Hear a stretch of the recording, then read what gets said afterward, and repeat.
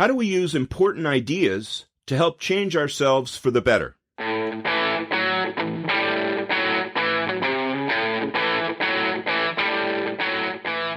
Welcome to The Hub for Important Ideas. I'm Steve James. And I'm Ken Swain. In this episode, we dip into our vault, like we have a vault, but we dip into our vault for an interview we conducted a few years ago. Now, we had thought the tape version of this was ruined, but Ken, being the genius that he is, located a digital version that we'd like you to hear.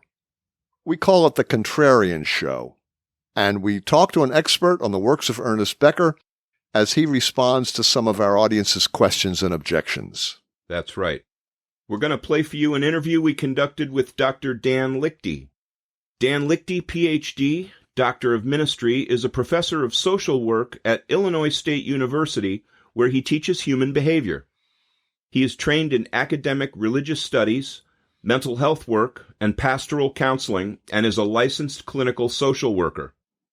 You'd have to say he's the world's foremost authority on the work of Ernest Becker, right? Yep, absolutely. And he's author or editor of 9 books, including The Ernest Becker Reader, Transference and Transcendence, Death and Denial, and Reflecting on Faith in a Post-Christian Time. He's also an avid amateur folk singer. Here's the interview with Dr. Liechty. Dr. Liechty, welcome to Perspective. Good to be here. Welcome back, I should say.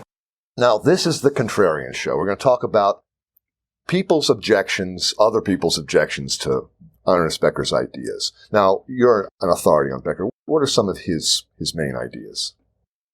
Well, I think the most important thing that Becker did was bring together a lot of material that had been written, studies that had been done, philosophy, a lot of material dealing with human behavior. And he kind of read this stuff, and he looked at it, and he's trying to find themes that are running through it. And he had an insight that we are motivated at our deepest level by a need to deny the fact of our death, the fact of our mortality. And once he had that idea and started then going back through all this material again, he showed how very different kinds of ideas can be linked together through that organizing principle. And I think that's really the heart of his ideas. So it's the denial of death, not necessarily the fear, but the fact that we deny that we're inevitably going to die. Well, yes. I mean, fear of death, that's a phrase that gets used a lot. But most people think of that as fear of concrete falling over and dying. For Becker, death is a complex symbol. A symbol of diminishment, of vulnerability, of weakness, and so forth. And so basically he's saying that what we have this need to do is to deny our vulnerability, our weaknesses, the things that are diminishing to us. And that's the kind of thing that gets linked together as a denial of death. Now, it does have to do with concrete death in the sense that the thing that makes death such a problem to us is that we share with all other animals this overriding urge to continue living, the life instinct. We see that in all species, but we have the intelligence then to know that it won't happen. So we're the only species that has the intelligence to recognize that we are mortal creatures. Other species may also fear death in the moment, but they don't carry that fear with them. They don't carry that knowledge of death with them over potentially any minute of the day. We, most of the time, we don't keep death awareness on our primary. It's not primarily in front of us in our consciousness because we have all sorts of mechanisms we use to push it aside. This is also part of Becker's understanding of human psychology. We probably couldn't function if we were thinking about our death every minute. We wouldn't get our feet out of bed in the morning. Well, if we were really realistic about all the dangers, we would be totally stunned because right now, God forbid, an airplane could drop through the sky right on us right now. And if we recognized, if we were aware of those we could right now die in thousands of different ways. And if we had that kind of awareness consciously in front of us all the time, we would just be cowering. As Sheldon Solomon said, cowering in the corner, groping for a Valium the size of a Buick. Well, yeah, that's a good way to put it. That's a good way to put it. So in order to function, we have psychological mechanisms to sort of push these things out of consciousness. This is what makes human psychology different from animal psychology. We have the same animal needs. We have the same needs for closeness. We have the same needs for food. We have the same needs for Procreation. whatever. We share all that with other animal species and even with higher mammals' emotions and so forth. But we have the ability to know that we will die. And that's something that, as far as we know, no other animal species has. And that really creates a whole different psychological ballgame. And the repression of that knowledge causes what Becker calls the anxiety and what the existentialists refer to as the existential condition, our impending doom, the anxiety over our inevitable death. We have the knowledge of our mortality, and that, says Becker, that basically contours the way we do everything. We have sex just like animals have sex, but we don't just have sex. We have love, and it's a big ritual, and you can mate here but not here. We have all these things that make our mating much more than simply mating. It's all a symbolic kind of, what would you say, pageantry to really make us sort of feel like what we're doing is not just animal. Animal dies, but we're spiritual. We're more than animal, you see? And I think that's really what the heart of Becker's ideas are. Then why should we listen to Becker? I mean, this is an interesting theory, but lots of people have interesting theories. Why should I listen to Becker? Yeah, well, I mean, I suppose the best argument for at least giving this stuff a hearing is that if what it's saying is true about human beings and about human behavior, then there's, first of all, some intrinsic value in truth itself.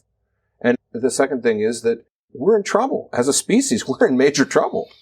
And this at least helps us understand why we're in that kind of trouble and what we may be able to do to pull ourselves out of it, or at least make things a little less a killing field than history has been, our life together.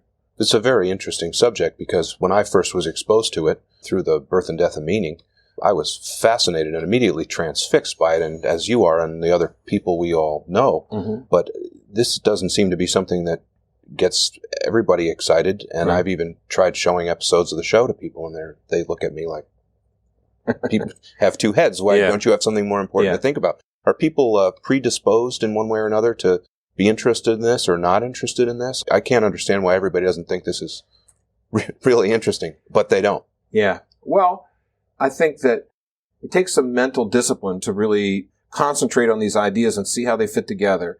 And I think that some of it is just, we're used to thinking in sound bites, and we're used to thinking in very quick images and so forth. And in a way, you almost have to be trained or have it be part of your training to really sit down. And I mean, most people don't even read books from cover to cover anymore. And so it takes some mental discipline, and any kind of discipline, I suppose, is unpleasant. But are some people predisposed to see the world this way, as other people are predisposed to hold on to the accepted, conventional, established way of seeing things? The party line.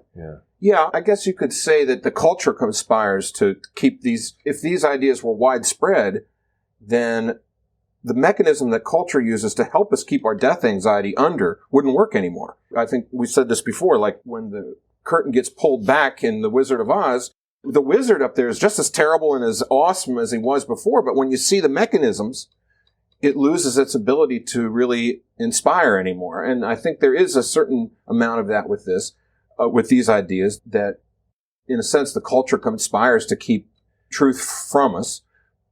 But I think more than that, anytime people can be convinced of all sorts of things, and they could only have been convinced of that at the right time in their life.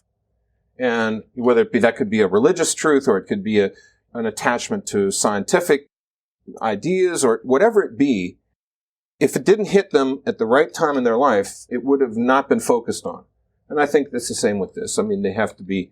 You have to be ready. Yeah, some people are simply not at the place in their life where they... and may never be, and maybe they don't need to be either. I'm not saying everybody... This isn't a religious cult. We're not out to try to make everyone... We're not Moonies. Well, maybe, but we're not out to try to make everyone... Here's the ideas. They're here. They make a lot of sense to a lot of people. Maybe parts of it make more sense than other parts to other people. It's just an offering of some of the ideas. See how they are accepted or rejected. It's not. Let's start with some of the objections we've heard, because I've tried to share this with people, and the first thing they say is, "This is a very dark and negative subject. Life is short.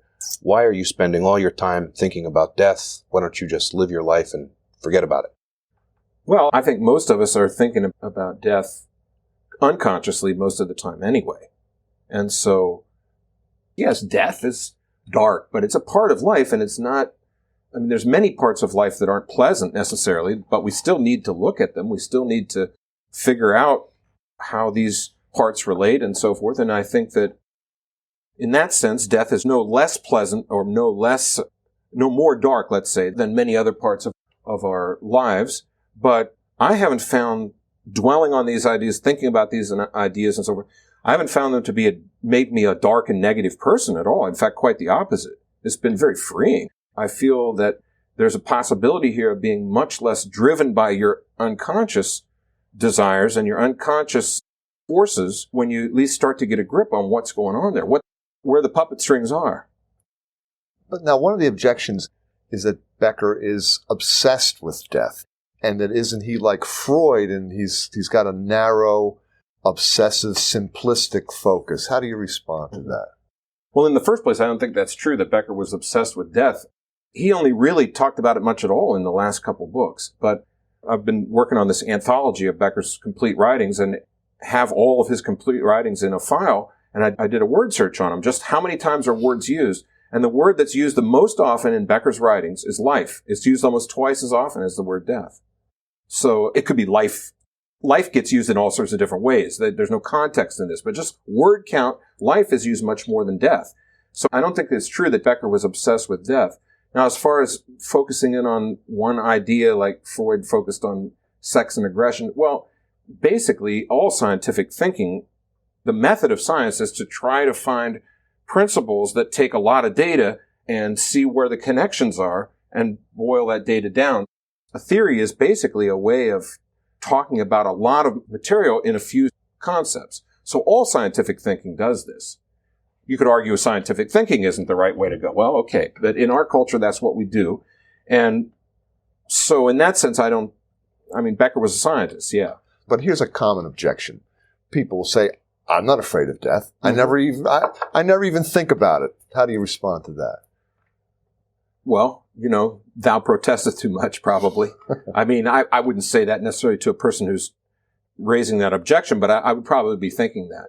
I don't think about death. I don't think about death. Well, most of us do. And I don't think you could watch any television without thinking about death. I don't think you could watch any news show without thinking about death.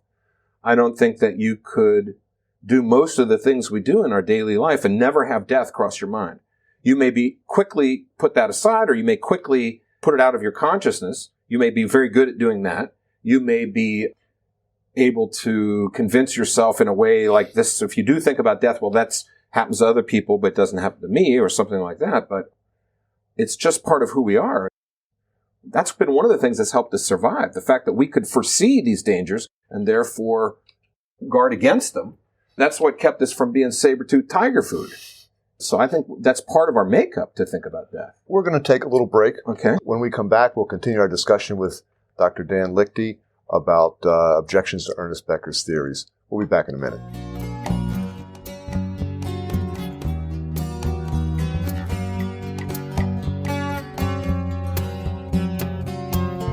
We're talking with Dr. Dan Liechty of Illinois State University, talking about the theories of Ernest Becker. And especially about people's objections to them when you try to bring it up to them. Because you get a lot of them. And here's another one. They kind of glaze over when you start to talk about it. Yeah. Here's another one that I've heard a lot. They say, this is a neat trick. You claim that I'm repressing the truth, and therefore everything I say or think can be refuted with your claim that I'm deluded. How do you know that you're not the one who's deluded? People have said after several libations. Aren't you expressing a belief or faith in something unseen? Well, yeah. In the first place, I wouldn't say that someone is deluded. There's many theories of human behavior that explain a whole lot, that have a whole lot of truth in them and explain a whole lot of chunks of human behavior, very important pieces of what we do. I think the thing that this theory has going for it is that it can encompass a lot of those and bring them together, show how they're related to each other. So I wouldn't say that someone's deluded if they have some doubts about this. In fact, I would say have doubts about it. Have doubts about it. Trust your doubts. Explore your doubts. Your doubts are a good avenue into further exploration and not being duped. What was the second part of the question then? Aren't you expressing a belief and faith in something unseen by virtue of our theories here? Unseen. Well, Becker was very, very big on empirical. Now, he defined empiricism more like the way William James did. Right. Broad human experience. But there are also empirical, in the more narrow sense, empirical laboratory kinds of testing studies. I think you've had Sheldon Solomon on this show before, and what they've done, what he and his colleagues have done, is really show that a lot of these ideas are testable, or hypotheses spun out from these ideas are testable in laboratory situations, and they've done this very broadly and shown that it's a very plausible theory. It's certainly as plausible as any other psychological theory, and more plausible than most of them. So I don't think it's a matter of belief in something unseen, but if a person has doubts about these things, go with the doubts. Investigate the doubts. Don't just take something because it's told to you. But now Becker relies heavily, you mentioned James, but he relies most heavily, I think, on Freud. And some of the objections are either they don't accept Freud or they consider Freud outmoded, his ideas of the unconscious. How do you respond to that? Well, actually, Becker relied most strongly on Otto Rank, who was initially one of Freud's in the early circles of Freud, but he actually got sort of excommunicated from the Freudian circle because he started concentrating on the mother-child relationship rather than the father-child relationship and saying this is really something we have to look at. Freud came around to much the same ideas later on himself, but at the time, it wasn't the time to challenge the master, so to speak, and so he was sort of excommunicated. But the idea of the unconscious, I think Becker's theories sort of hinge on the idea that there is an unconscious and that there's these repression and transference and these psychological things are at work. Well, for Becker, the unconscious really wasn't very mysterious. I mean, Becker said basically, he's saying that as people grow up, they learn habitual behaviors in how to react in certain situations. And then when they encounter new situations, they draw on those habitual behaviors to address the new situations. And sometimes those things are very helpful because the new situation really is kind of like this back here. But oftentimes the new situation is totally different. But they're still drawing on habitual behaviors that were functional or that were learned in a different situation, and they're really off the wall. So they're really dysfunctional. But basically the unconscious for Becker is that pool of learned experience or learned behavior. I mean, it's not a mysterious thing. It's not like a little human inside your brain that's really running the show or something like that. It's pretty straightforward stuff. Dan, what do you say to the person who says, I'm not going to die, my soul is immortal, I have my faith, and I will live on through my faith? What would I say to that person? Yeah. Party on? Well, I mean, yeah, maybe that would be one way to say. I think that's great. As long as that person isn't harming someone else to maintain that faith, then I think that's great. It's working for you?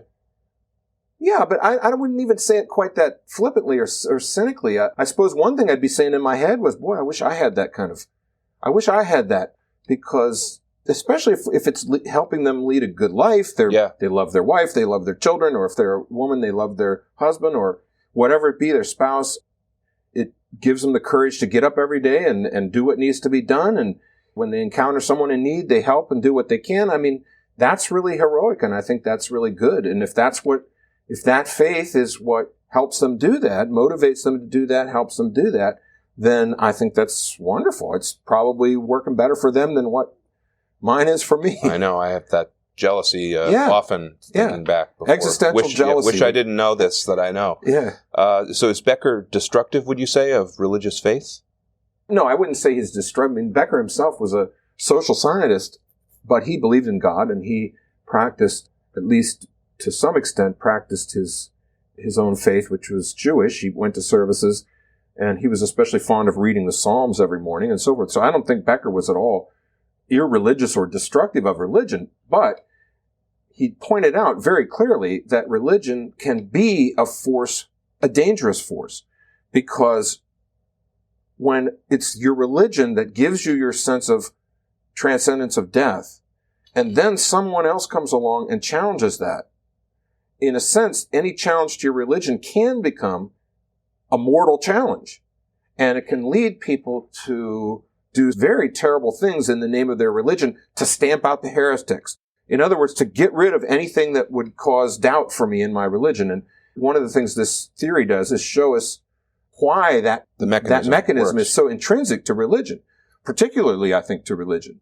But now it's also that God is also our best source of transcendence. I mean, let's face it. God is our symbol of transcendence.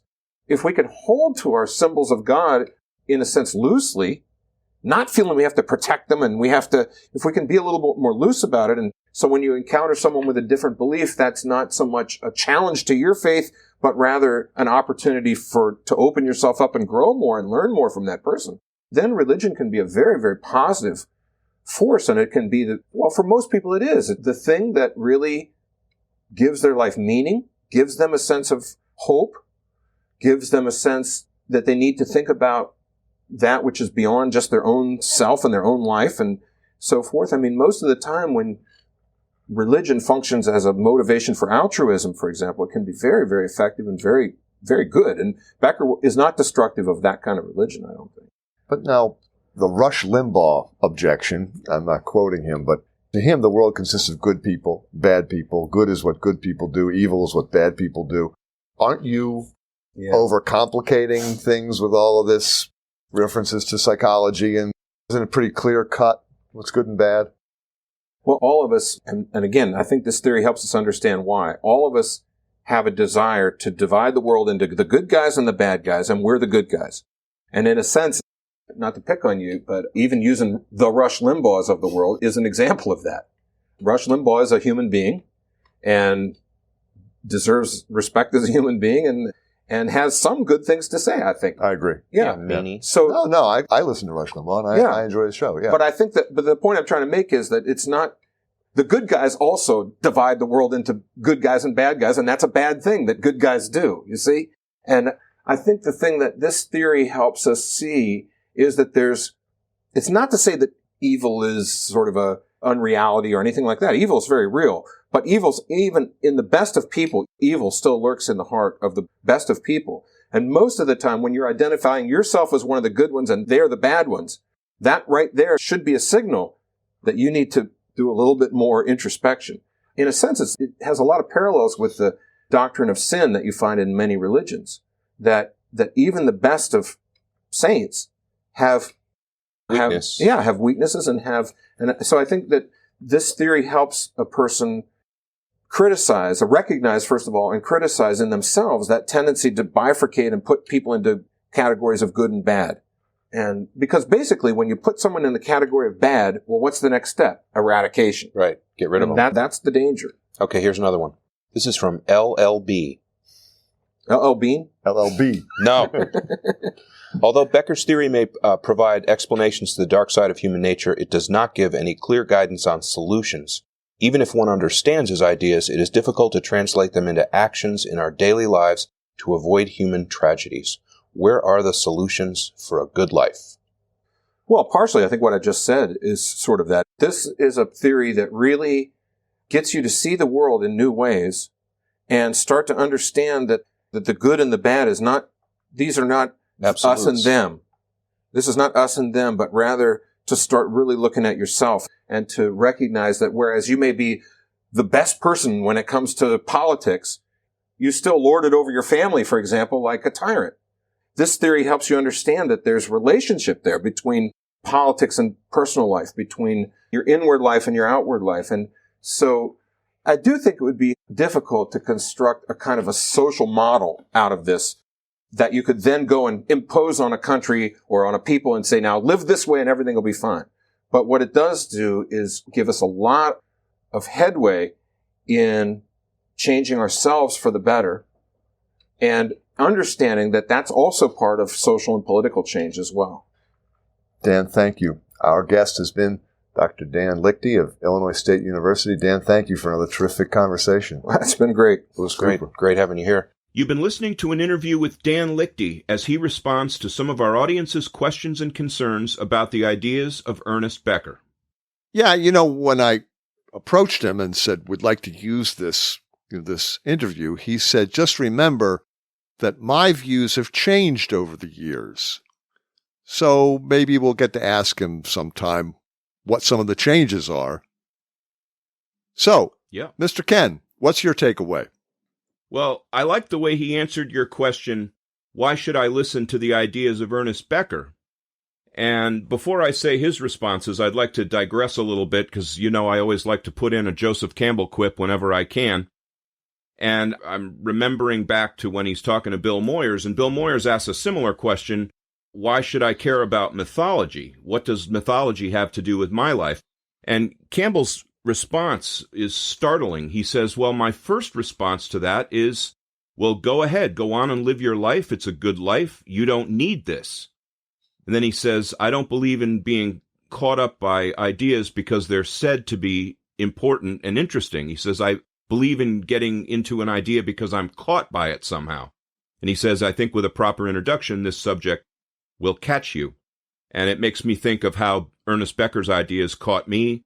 They caught you. Sheldon has a whole story and a year of his life to the way Ernest Becker's ideas caught him. So the first response that I have in my head to Becker is, well, maybe you shouldn't be interested in Becker. Well, I mean, But it caught me because his ideas made perfect sense. And I had never heard of or read anyone that made so much sense. That's all. Well, I agree. I guess the point is more that some people are interested in ideas and abstract notions and things about the future and connecting it to the past and all things like that. And some people really don't like to do that kind of introspection. True enough. Not that there's any right or wrong thing. It's just, you and I have both tried to interest a lot of people in this, and the margin is slim. But people who get it really get it.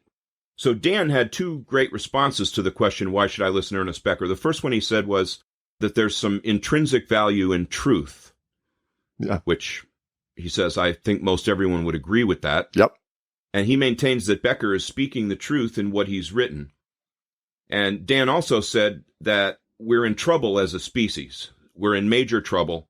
And this at least helps us to understand why we're in that kind of trouble and what we may be able to do to pull ourselves out of it.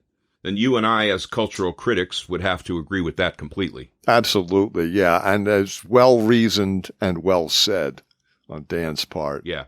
He said that thinking about Becker's ideas has not made him a negative person. In fact, quite the opposite.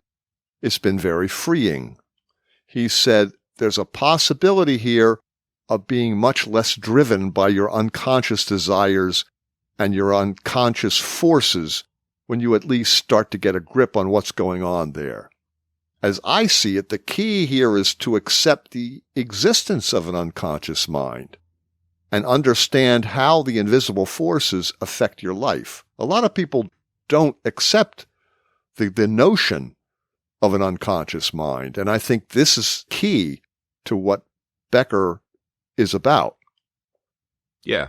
And he's taking that directly from Freud. Yep. I would refer back to my original statement that it requires an abstract leap, and some people just aren't up for it. Okay. Anyway, he makes an excellent point, and he said that it's part of our makeup to think about death. And as you and I have discussed recently, I think about death virtually every day, don't you? Absolutely. I mean, especially at this age, you can't avoid it as your body disintegrates. You can avoid it. And a lot of people are trying to avoid it. And that's exactly the energy that's driving this machine that's going off in its own direction, seemingly. Yeah. Our culture tends to discourage references to death using terms like passed on or passed away.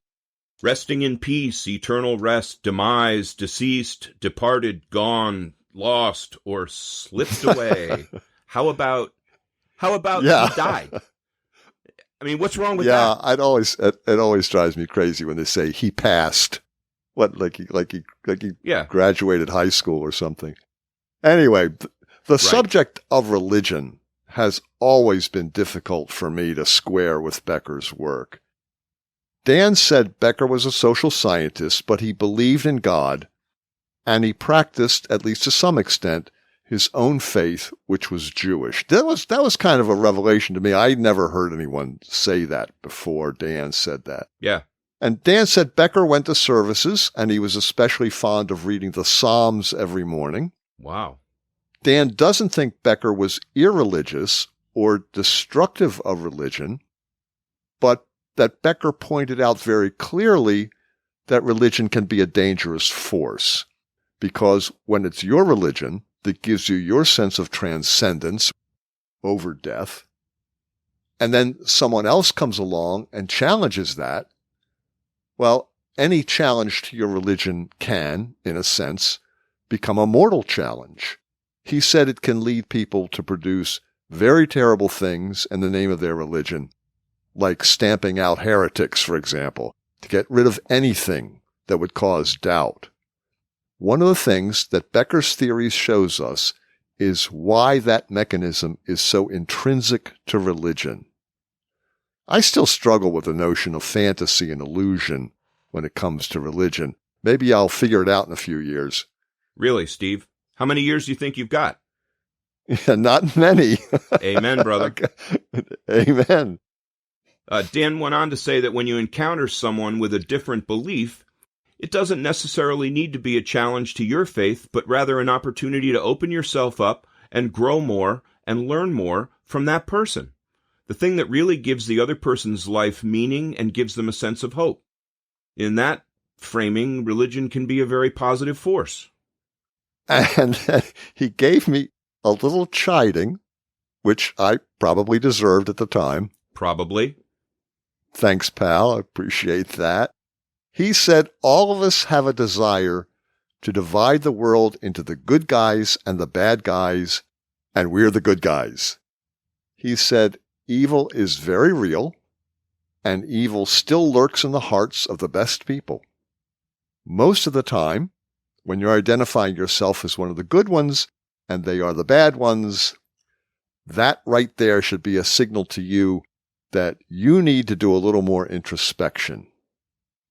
What can I say? He's 100% right. Steve, I think we all need to do a little more introspection. You think? Yeah, I do. Dan, Okay. Dan basically said when you put someone in the category of bad, what's the next step? Eradication, right? You want to get rid of them. You know, if it's bad, you get rid of it. And you know that's the danger, because Becker's work really gets you to see the world in new ways and start to understand that this is not a situation of us and them.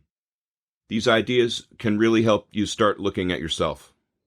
Yeah, looking at yourself and, making room for people who have other ideas, different values, different beliefs. That's definitely Maybe, not the direction we're going in right now. Yeah, maybe some folks in Washington would find this helpful. Steve, a topic for another show. Very good. Right. So, Dan said Becker's theories help you understand that there's a relationship between politics and personal life, between your inward life and your outward life. He thinks it would be difficult to construct a kind of social model out of this that you could then go and impose on a country or on a people and say, now live this way and everything will be fine. But what it does do is give us a lot of headway in changing ourselves for the better and understanding that that's also part of social and political change as well. Yeah, we've talked about these ideas over the years, but it's great to hear them laid out this way.